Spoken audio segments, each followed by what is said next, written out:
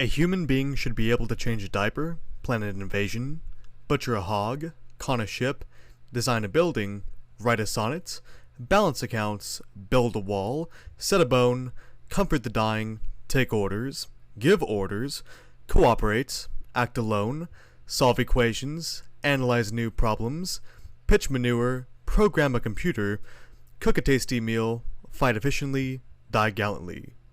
Specialization is for insects. Robert A. Heinlein.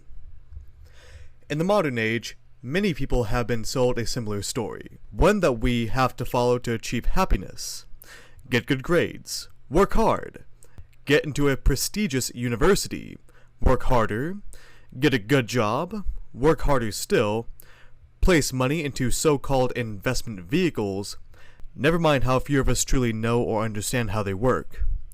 Continue to work for the man, reach retirement, decide that you can start to truly live then. It is only at this stage of life, when our lives are more than halfway done, does the modern man realize that he has hardly lived a day in his life.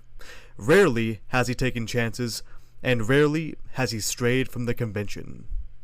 Here, he has come to understand that he has more or less wasted his life, and has far less time and hardly a clue to do with it.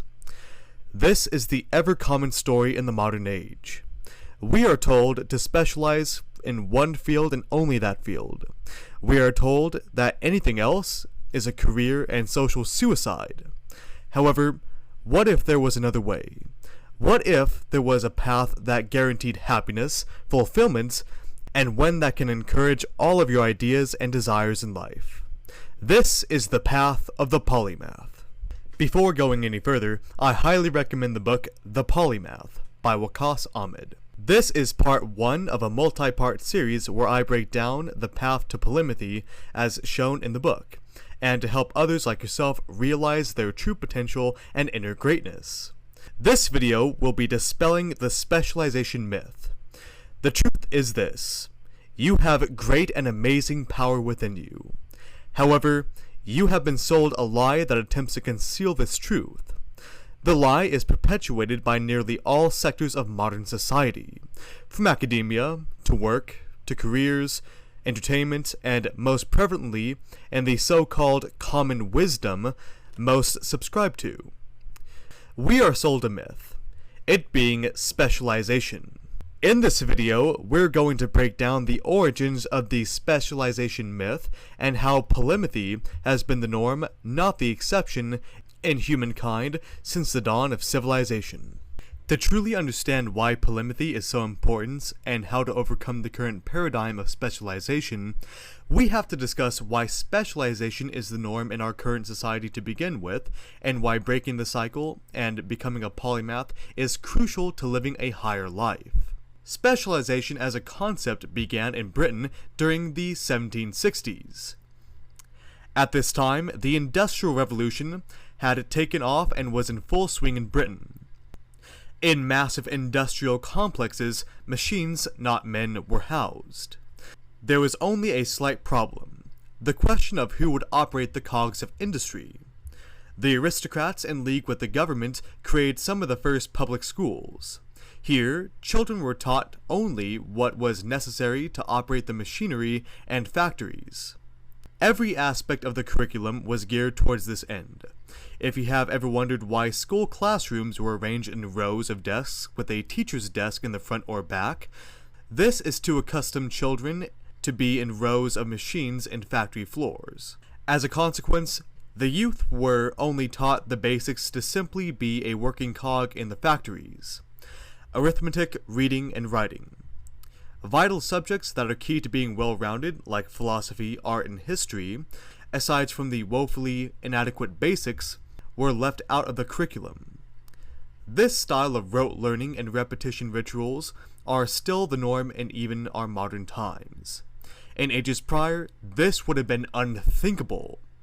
The core ideals of all societies prior to the Industrial Revolution was to focus on the cultivation of well-rounded and well-developed holistic thinkers as a gold standard and goal behind education in general. Since the Industrial Revolution, Education has become a means to churn out as many worker drones for the sake of commodifying the individual and strengthening a select few in power. To specialize into one single field is to be at the mercy of the employer for economic survival. However, by doing this, most doom themselves to be shackled by the whims of those in control and throw away not only their dignity, but something a million times more valuable than a paycheck: their individuality. Ironically, those who tread this path claim it to be the safe path. But if you were to examine closely, you would realize that by specializing, they have thrown all their eggs in one basket.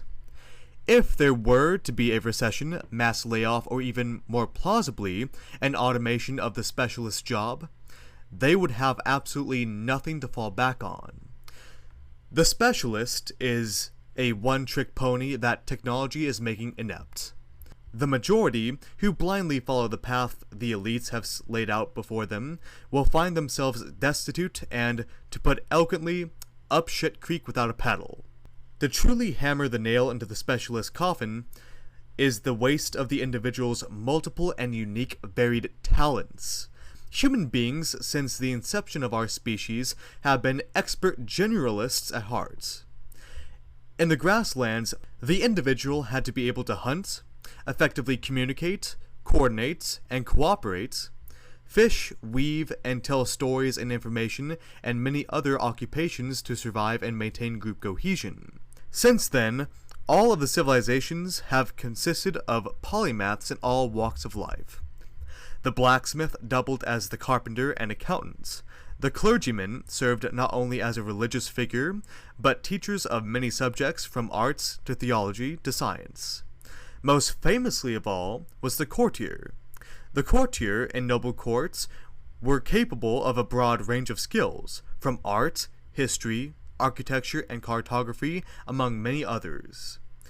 The modern notion of focusing on only one field is a crucial misstep for the human race.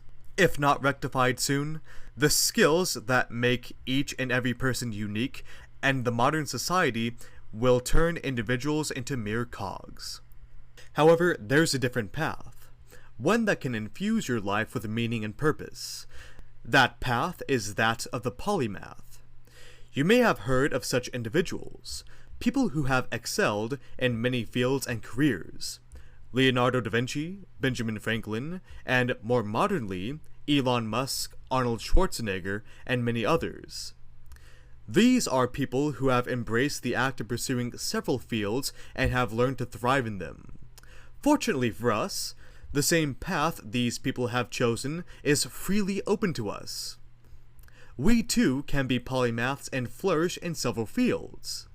As discussed earlier, humans are generalists by nature. We are designed to work in multiple fields and industries. By pursuing intrinsically rewarding tasks and learning skills that interest us, we can unlock the path of polymathy and strive towards meaning and careers that are intrinsically rewarding. Even if some of your interests are not commercially viable, they are worth pursuing due to the intrinsic reward and fulfillment they bring. By pursuing our intrinsically rewarding projects and tasks in several fields, we can cultivate a well-rounded character and strive to master our vocations.